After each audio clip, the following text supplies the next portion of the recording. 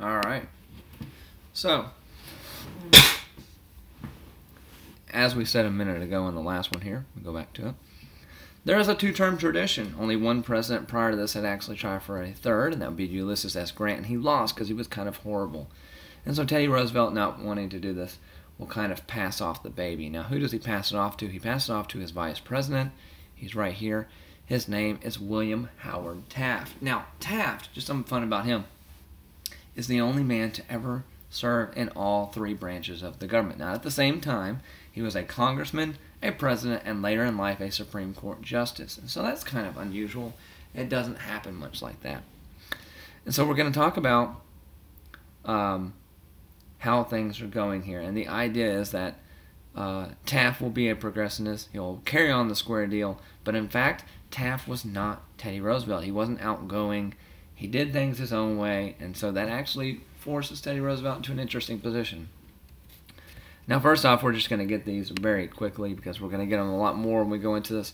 Teddy Roosevelt's foreign diplomacy, meaning how he dealt with other countries, was called the big stick diplomacy. It went by saying, you speak softly, you carry a big stick. And we're going to get more about that in imperialism. So for right now, just understand this is how Teddy dealt with other countries. Now, Taft comes in, and it seems like he's going the other way. And so what does that mean? He actually will have a saying, we're going to substitute bullets for dollars. And so his diplomacy, his way of dealing with foreign countries is called dollar diplomacy. In other words, you're going to have to rely on us for your money, and if you don't, it's going to ruin your economy. Now, some people said it was a step in the other direction from Teddy Roosevelt. Others said it's going to continue where he's going. Now, who did he go after with the dollar diplomacy? He went after Latin America, specifically what we call the banana republics. Now, not the store or anything like that. It really didn't have anything to do with bananas. It's basically talking about countries that rely on some type of major export, whether it be bananas or mangoes or pineapples or whatever, to this country. And so Taft sets up a way of dealing with them where they're going to use the dollar. That's the whole idea. And if they don't use the dollar, we're not going to trade with them, and it's going to ruin them. And so they start doing this, okay? The problem is there were some congressmen here. Now, the problem with banana republics is, generally speaking, in the end, powerful dictators come into play. And we'll get into that with Castro and some other ones, all right? Should have got from oral history. Now, here's William Howard Taft. He's parading around a new tariff from Senator Aldrich and Senator Payne called the Payne-Aldrich tariff. Now, remember, a tariff is a tax on foreign goods. We discussed that already, correct? And so what's happening here? You see whitewash. Whitewash means you kind of cover things up. Things aren't going to happen as you expect them. Sorry.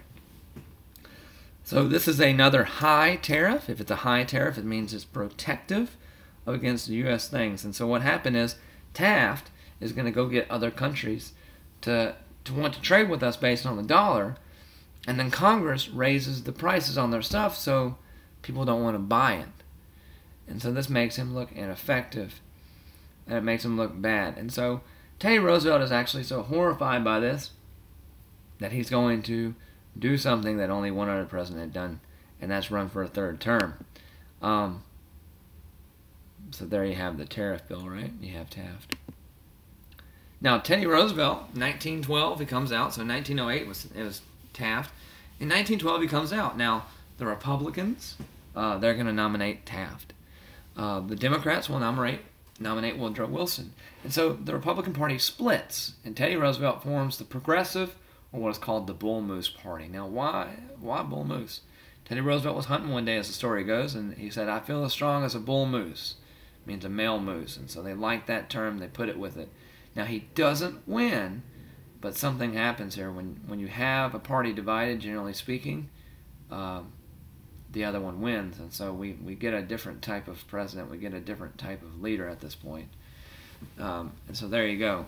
To this point, there has been no successful third-term president, consecutive or non-consecutive, up until about 1932 when we meet FDR, and we'll get into him later on. All right?